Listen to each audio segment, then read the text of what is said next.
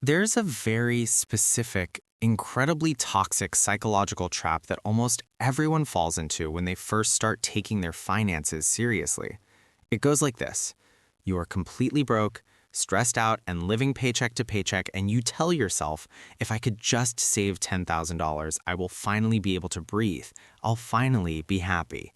So you grind, you cut your budget, you work overtime, and a year later, you finally hit that $10,000 milestone. You look at your bank account, you smile for about 5 minutes, and then nothing.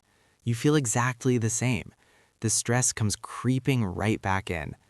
So your brain immediately moves the goalposts. You tell yourself, okay, $10,000 wasn't enough, but when I hit $100,000, then I'll be happy. I talk about the psychology of money and how to actually build wealth instead of just pretending to be rich. Today, we are breaking down a concept called destination addiction, or the I'll be happy when trap, and why tying your mental health to your net worth is a guaranteed way to wake up rich, old, and completely miserable. Destination addiction is the belief that success is a destination and that happiness is a place you will arrive at once you achieve a specific goal. We see this everywhere in personal finance. I'll be happy when I get that promotion. I'll be happy when I buy my first house. I'll be happy when I become a millionaire. The problem is a psychological phenomenon called hedonic adaptation. As human beings, we rapidly adapt to our new circumstances. The thrill of buying a house wears off in a few months, and suddenly it's just a place where you have to fix a leaky roof and pay property taxes. The excitement of a six-figure salary becomes your new baseline normal in a matter of weeks, and suddenly you're stressing out about how you're going to afford an even more expensive lifestyle. You are running on a treadmill, chasing a finish line that mathematically does not exist. Now, let's be completely clear about something. Money absolutely solves money problems.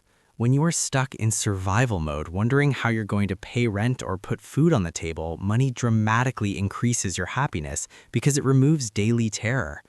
Having a fully funded emergency fund and zero toxic consumer debt will absolutely cure your financial anxiety. But once your basic needs are met and you have a safety net, the math changes. Multiplying your net worth from $100,000 to $500,000 will not magically fix a bad marriage. It won't cure your depression, and it won't make you a more interesting person. Money just makes you more of whatever you already are. If you are an unhappy, stressed out person when you are broke, you will just be an unhappy, stressed out person in a nicer car. This is the dark side of extreme hustle culture and the FIRE movement.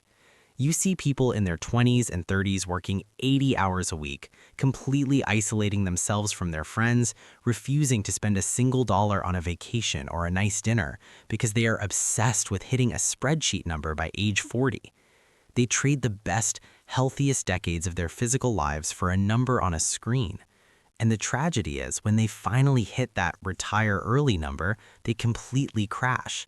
They spent 15 years denying themselves joy, and they realize they don't even know how to have a hobby. They sacrificed the journey for a destination that ended up feeling completely empty. Building wealth requires discipline, but it should not require misery. You have to build a life you actually enjoy living while you build wealth. That means you don't finance a $60,000 truck to impress your neighbors, but you do spend money on a weekend trip with your friends because that memory will actually bring you joy. It means you aggressively invest 20% of your income into index funds for your future, but you spend the rest of it completely guilt-free today. Wealth isn't just about hoarding cash. It's about buying options, buying back your time, and removing financial friction from your life. But if you tell yourself that you can't be happy until you hit $1 million, you are going to spend the majority of your life waiting to actually start living.